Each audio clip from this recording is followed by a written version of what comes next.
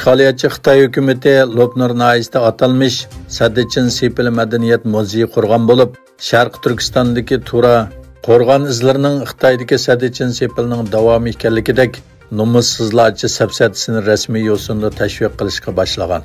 Xinhua agentligining bu vaqtdagi xabarda qayd qilishicha, Lopnurda qurilgan atalmış Yipak yo'li Sadichin Sepil Madaniyat muzeyi 29 dekabrdan tatib rasmiy ochib etilgan bo'lib, 600 dan ortiq madaniyat yodikorliklari qurilgan. Muzeyning umumiy ko'lami 5000 kvadrat metr keladigan bo'lib, sirtqi qismi qadimiy tura shaklda selangan. Sadichin Sepili Xitoylar tarixida vullarning hujumidan saqlanish uchun qurib chiqilgan bo'lib, xalqning eg'izda qo'rqinchoqligining simvoli deb atalib kelgan. Xitoyning rasmiy materiallarida va darsliklarida Sadichin Sepilning Shanxay Guandan Gansuga qadar so'zilganligi yozilgan. Ma'lum bo'lishicha, Birlashgan Davlatlar Tashkiloti Inson haqlari oliy komissari Volker Turk Birlashgan Davlatlar Tashkiloti xabarlarining yil oxirgi xulosa suhbatida Uyg'ur masalasini tilga olishni, Xitoyni ayblashni rad qilgan.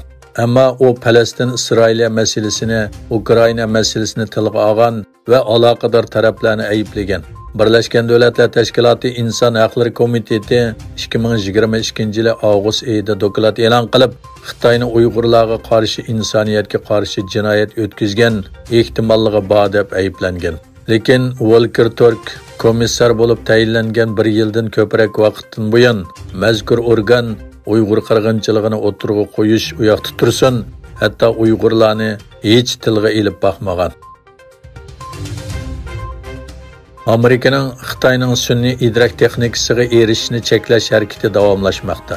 Amerika doiralari Gollandiya o'zak mashinasi ishlab chiqaruvchi Asimelidan Xitoyga o'zak ta'minlashni to'xtatishni talab qildi.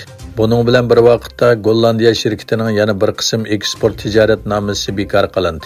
Bloomberg bilan suhbatlashgan bu ahvoldan xabardor manbalarga qaraganda, Biden hukumati Gollandiya Asimel shirkatidan 1-oyda cheklash boshlanishidan bir qancha hafta ilgari Xitoyga bir qism mal yetkazmaslikni talab qilgan. Tayvan prezidenti Tsai Ing-wen Xitoy prezidenti Xi Jinpingning yangi yillik uchurida Xitoyning Tayvan bilan jam bo'lishining muqarrar ekanligi to'g'risidagi bayonotiga javob berdi. Tsai Ing-wen Tayvanning Xitoy bilan bo'lgan munosabatdagi asosli prinsipining demokratiya ekanligini ta'kidladi. Demokratik yo'llar bilan boshqariladigan Tayvanda prezident va parlament saylimi 13-yanvar o'tkaziladi. Xitoy Shimoliy Koreya bilan yaqinlashish alomatlarini ko'rsatmoqda.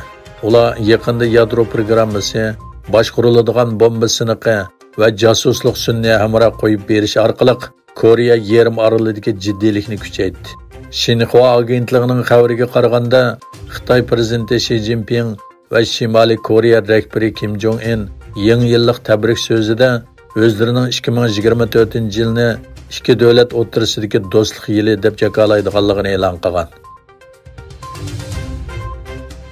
Dunyodagi nüfusi eng ko'p davlatlarning biri bo'lgan Xitoy taxminan 1 milliard 500 million nüfusga ega bo'lib, nüfusni kontrol qilish nomida necha 10 yil ijro qilgan balaliq bo'lishni cheklaydigan siyosatlarni yaqinqi yillarda o'zgartdi.